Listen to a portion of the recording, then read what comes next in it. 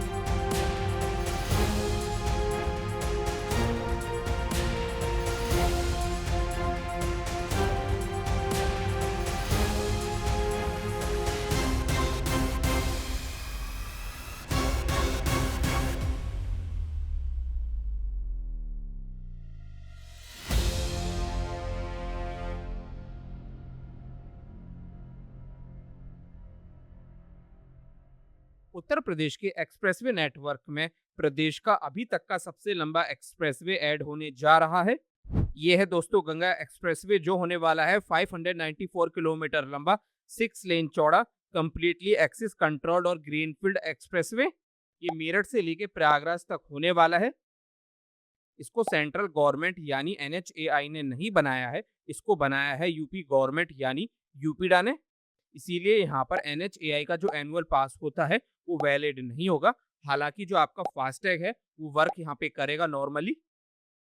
ये एक्सप्रेसवे उत्तर प्रदेश के 12 जिलों से जा रहा है। ये 12 जिले हैं मेरठ, हापुड़, बुलंदशहर, अमरोहा, संभल, बदायूं, शाहजहांपुर, हरदोई, उन्नाव, रायबरेली, प्रतापगढ़ और प्रयागराज। इस एक्सप्रेसवे की स्टार्टिंग होती है मेरठ की तरफ, मेरठ हापुड़ रोड पर बिजौली गांव के पास से, और एंडिंग होती है इसकी प्रयागराज साइड में, वाराणसी प्रयागराज कानपुर हाईवे पे जाके। इस एक्सप्रेसवे का कंस्ट्रक्शन 12 सिविल पैकेजेस में हुआ है। इन 12 सिविल पैकेजेस को रखा गया था 4 ग्रुप में। ग्रुप 1 का कॉन्ट्रैक्ट अवार्ड हुआ था आईआरबी इंफ्रास्ट्रक्चर लिमिटेड को, जिसने अपने हिस्से को बनाने का आगे कॉन्ट्रैक्ट दिया था एलएनटी ट्रांसपोर्टेशन इंफ्रास्ट्रक्चर और सीडीएस इंफ्रा प्रोजेक्ट्स को। ग्रुप 2, 3 और 4 का कॉन्ट्रैक्ट अवार्ड हुआ था अडानी इंटरप्राइजेस को, जिसने आगे कॉन्ट्रैक्ट दिया था ग्रुप 2 का एचईजी इंफ्रा को, ग्रुप 3 का पटेल इंफ्रास्ट्रक्चर को और ग्रुप 4 का आईटीडी सीमेंटेशन को। इस एक्सप्रेसवे में टोटल 19 इंटरचेंज होने वाले हैं स्टार्टिंग और एंडिंग पॉइंट को मिलाकर, और 9 रेस्टोरेंट सर्विस एरिया होंगे। चलिए करते हैं इस एक्सप्रेसवे पे एक वर्चुअल ड्राइव, जिसमें मैं आपको बताऊंगा कि कितने किलोमीटर पर क्या बनाया गया है। मैं वीडियो में आगे जितनी भी लोकेशन बताने वाला हूं उन सभी की गूगल मैप की लोकेशन का लिंक मैंने डिस्क्रिप्शन में दिया हुआ है। दोस्तों ये है इस एक्सप्रेसवे का starting point Hapur Meerut road पर। यहाँ पर ट्रम्पेट इंटरचेंज बनाया गया है। ट्रम्पेट इंटरचेंज का जो एक नॉर्मल डिजाइन होता है उस तरीके का यहाँ पे ये राउंड नहीं है। इस इंटरचेंज से मेरठ है तकरीबन 10 किलोमीटर और हापुड़ है 15 किलोमीटर। स्टार्टिंग पॉइंट से 4 किलोमीटर आगे ड्राइव करने पे आ जाएगा टोल प्लाजा। इस टोल प्लाजा पर जब आप हापुड़ मेरठ रोड की तरफ से आओगे तो आपको यहाँ पे रुकने की नीड नहीं पड़ेगी। आप यहाँ पे अपनी गाड़ी को नॉर्मल स्पीड में लेके जा सकते हो। यहाँ पे ऊपर की तरफ स्कैनर लगाए गए हैं जो आपकी गाड़ी के नंबर को स्कैन कर लेंगे। और जब आप प्रयागराज की तरफ से आप यहाँ पे एग्जिट करने के लिए आओगे तो आपको जैसे नॉर्मल टोल प्लाजा पे रुकना होता है टोल पे करने के लिए, वैसे ही रुकना होगा। फिर दोस्तों किलोमीटर 35 पे बनाया गया है नेशनल हाईवे 9 के साथ में इंटरचेंज सिंभावली के पास में। यहाँ पर रैंप इंटरचेंज बनाया गया है। इस इंटरचेंज से गढ़मुक्तेश्वर है 13 किलोमीटर और हापुड़ है 20 किलोमीटर, गाजियाबाद है 50 किलोमीटर। किलोमीटर 54 पे बनाया गया है स्टेट हाईवे 65 के साथ में तीसरा इंटरचेंज, जो होने वाला है गढ़मुक्तेश्वर, श्याना और बुलंदशहर के लिए। यहाँ पर भी रैंप इंटरचेंज बनाया गया है। इस वाले इंटरचेंज से गढ़मुक्तेश्वर है 11 किलोमीटर, सियाना है 7 किलोमीटर और बुलंदशहर है 40 किलोमीटर। फिर दोस्तों किलोमीटर 66 पे आ जाएगी गंगा रिवर। यहाँ गंगा रिवर के ऊपर बनाया गया है एक मेजर ब्रिज। गंगा एक्सप्रेसवे सिर्फ इसी पॉइंट पे गंगा रिवर को क्रॉस करके जाता है।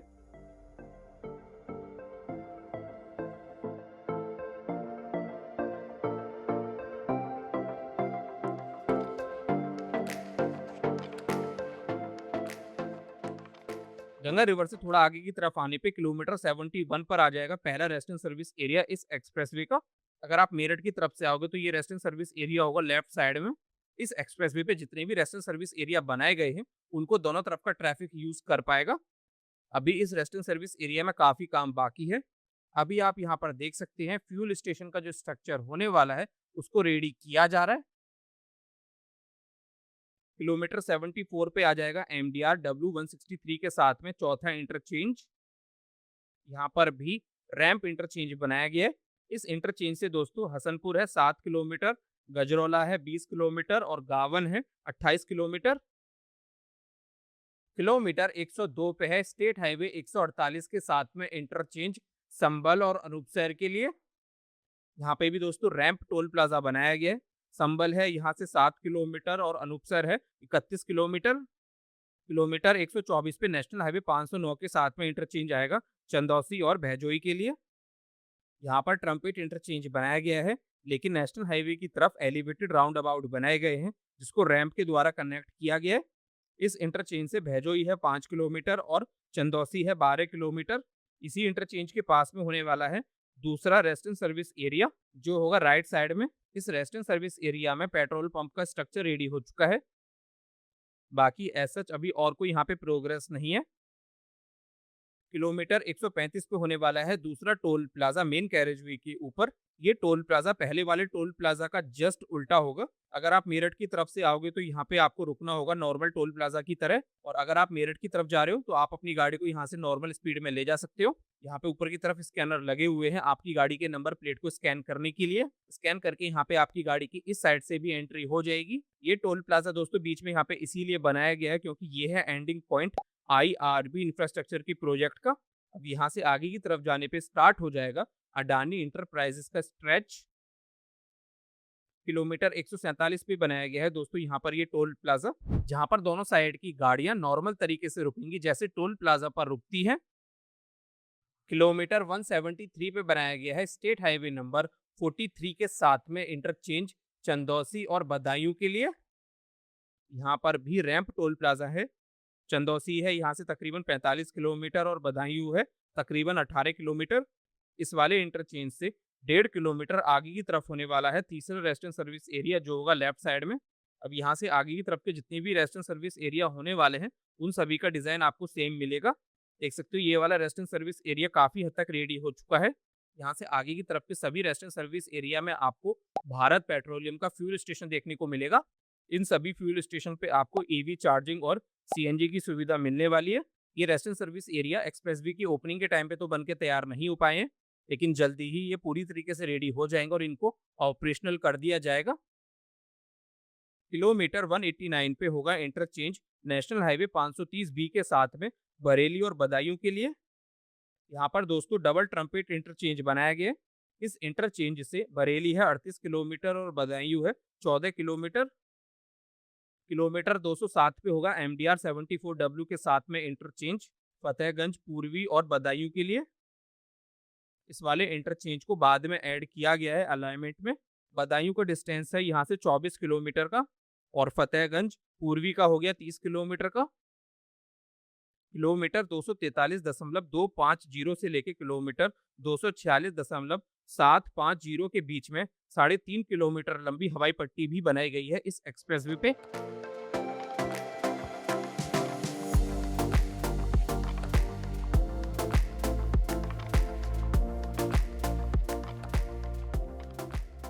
किलोमीटर 254 पर आ जाएगा चौथा रेस्टोरेंट सर्विस एरिया। ये रेस्टोरेंट सर्विस एरिया भी काफी हद तक रेडी हो चुका है। यहाँ पर जो फ्यूल स्टेशन होने वाला है उसका काम काफी तेजी से किया जा रहा है। इस रेस्टोरेंट सर्विस एरिया से 1 किलोमीटर आगे बढ़ने पे आ जाएगा स्टेट हाईवे 29 के साथ में इंटरचेंज शाहजहांपुर और जलालाबाद के लिए। यहाँ पर भी दोस्तों डबल ट्रम्पेट इंटरचेंज बनाया गया है। शाहजहांपुर है यहाँ से 26 किलोमीटर और जलालाबाद है 5 किलोमीटर। किलोमीटर 282 पे बनाया गया है स्टेट हाईवे 138 के साथ में रैंप इंटरचेंज हरदोई और फरुखाबाद के लिए। हरदोई हो गया यहाँ से 43 किलोमीटर और फरुखाबाद हो गया 26 किलोमीटर। किलोमीटर 326 पे बनाया गया है फिफ्थ रेस्टिंग सर्विस एरिया। ये वाला रेस्टिंग सर्विस एरिया भी काफी हद तक डेवलप कर दिया गया है। यहाँ से बस 2 किलोमीटर आगे की तरफ बढ़ने पे आ जाएगा हरदोई और बिलग्राम के लिए इंटरचेंज नेशनल हाईवे 330 डी के साथ में। यहाँ पर डबल ट्रम्पेट इंटरचेंज बनाया गया। बिलग्राम है यहाँ से 4 किलोमीटर और हरदोई है 22 किलोमीटर। किलोमीटर 350 पे रैम्प टोल प्लाजा बनाया गया। इसको भी अलाइनमेंट में बाद में ऐड किया गया है। इस वाले इंटरचेंज का मैंने ड्रोन शॉट नहीं लिया क्योंकि आज मोदी जी का जो इनोग्रेशन का इवेंट है वो यहीं पर है। तो जिस दिन मैंने ये वीडियो रिकॉर्ड की थी उस दिन यहाँ पे काफी सिक्योरिटी थी, तो मुझे यहाँ पे ड्रोन फ्लाई करना सही नहीं लगा। बाकी इस इंटरचेंज से कन्नौज का डिस्टेंस है तकरीबन 32 किलोमीटर। किलोमीटर 378 पे बनाया गया है आगरा लखनऊ एक्सप्रेसवे के साथ में डबल ट्रम्पेट इंटरचेंज। यहाँ से लखनऊ है तकरीबन 50 किलोमीटर और आगरा है तकरीबन 260 किलोमीटर। आगरा लखनऊ एक्सप्रेसवे को क्रॉस करने से पहले रेस्टर्न सर्विस एरिया भी होने वाले हैं राइट साइड में। ये वाला रेस्टर्न सर्विस एरिया भी काफी हद तक रेडी हो चुका है। किलोमीटर 420 पे होने वाला है नेशनल हाईवे 27 के साथ में इंटरचेंज उन्नाव और कानपुर के लिए। यहाँ पर सेमी क्लोवर लीफ इंटरचेंज बनाया गया है। उन्नाव है यहाँ से 10 किलोमीटर, कानपुर है 28 किलोमीटर और लखनऊ है 42 किलोमीटर। किलोमीटर 324 पे भी रेस्टर्न सर्विस एरिया बनाया गया है लेफ्ट साइड में। यहाँ पर भी आप देख सकते हो काफी सही प्रोग्रेस है। किलोमीटर 433 पे लखनऊ कानपुर एक्सप्रेसवे गंगा एक्सप्रेसवे को क्रॉस करके जा रहा है। इस पॉइंट पे दोनों एक्सप्रेसवे के बीच में मौजूदा समय में कोई इंटरचेंज नहीं बनाया गया। फ्यूचर में यहाँ पे इंटरचेंज बनाया जा सकता है। किलोमीटर 480 पे लालगंज के पास में बनाया गया है 8th रेस्टर्न सर्विस एरिया, जो होगा राइट साइड में। ये वाला रेस्टर्न सर्विस एरिया भी काफी हद तक बनकर तैयार है, बस फाइनल फिनिशिंग का काम बाकी है। और लालगंज के पास ही किलोमीटर 487 पे इंटरचेंज भी बनाया गया है नेशनल हाईवे 31 के साथ में लालगंज और रायबरेली के लिए। यहाँ पर डबल ट्रम्पेट इंटरचेंज बनाया गया है। रायबरेली है यहाँ से 22 किलोमीटर और लालगंज है 5 किलोमीटर। लालगंज में एक ऐसी चीज है जो सिर्फ एक ट्रू रेल फैन को पता होगी। कमेंट करके बताओ क्या आपको पता है। किलोमीटर 520 पे है नेशनल हाईवे 30 के साथ में इंटरचेंज ऊंचाहार और रायबरेली के लिए। यहाँ पर भी डबल ट्रम्पेट इंटरचेंज बनाया गया है। रायबरेली है यहाँ से 20 किलोमीटर और ऊंचाहार है 15 किलोमीटर। किलोमीटर 541 पे बनाया गया है लास्ट रेस्टर्न सर्विस एरिया, जो होगा लेफ्ट साइड में। यहाँ पर जो फ्यूल स्टेशन होने वाला है उसका जो शेड होगा उसका स्ट्रक्चर अभी रेडी होना है। बाकी आप यहाँ पे देख सकते हो सीएनजी स्टेशन यहाँ पे होगा। किलोमीटर 554 पे स्टेट हाईवे 171 के साथ में इंटरचेंज बनाया गया है। यहाँ पर भी रैंप इंटरचेंज बनाया गया है जहाँ पे दोनों साइड में स्टेट हाईवे के ऊपर राउंड अबाउट बनाए गए हैं। लालगंज आजरा है यहाँ से 15 किलोमीटर, संग्रामगढ़ है 8 किलोमीटर। दोस्तों किलोमीटर 589 पे लास्ट टोल प्लाजा है जो मेन कैरेज वे के ऊपर बनाया गया है। और किलोमीटर 600 पे होगा लास्ट इंटरचेंज नेशनल हाईवे 19 के साथ में वाराणसी और प्रयागराज के लिए। प्रयागराज है 17 किलोमीटर और वाराणसी है यहाँ से 136 किलोमीटर। अब शायद आप लोग सोच रहे होंगे ये लास्ट का इंटरचेंज किलोमीटर 600 पर क्यों है, जबकि इस एक्सप्रेसवे की लेंथ 594 किलोमीटर है। तो दोस्तों मैं आपको एक इंटरेस्टिंग बात बताता हूँ इस एक्सप्रेसवे के बारे में, जो मैंने पहले भी बताई है जब मैंने इस एक्सप्रेसवे को कंस्ट्रक्शन के टाइम पे कवर किया है। हापुड़ मेरठ रोड पे जो इंटरचेंज है वो है इस एक्सप्रेसवे का स्टार्टिंग पॉइंट, यानी ये होना चाहिए था 0 किलोमीटर, लेकिन दोस्तों ऐसा नहीं है, ये है किलोमीटर 8। किलोमीटर 8 यहाँ पे डिजाइन चैनेज था इस एक्सप्रेसवे का, तो एक्चुअल चैनेज को भी यहाँ पे किलोमीटर 8 ही रखा गया है। यानी अगर आपने इस एक्सप्रेसवे के ऊपर माइलस्टोन के अकॉर्डिंग 28 किलोमीटर ड्राइव कर ली है तो टेक्निकली आपने सिर्फ 20 किलोमीटर ही ड्राइव की होगी। इसी कैलकुलेशन के अकॉर्डिंग अगर आपने इस एक्सप्रेसवे के ऊपर 100 किलोमीटर ड्राइव की है तो आपने टेक्निकली ड्राइव किया है 92 किलोमीटर। इसीलिए दोस्तों ये जो लास्ट का इंटरचेंज है ये है किलोमीटर 600 पे। और जो पहला इंटरचेंज है वो है मेरठ के लिए किलोमीटर 8 पे।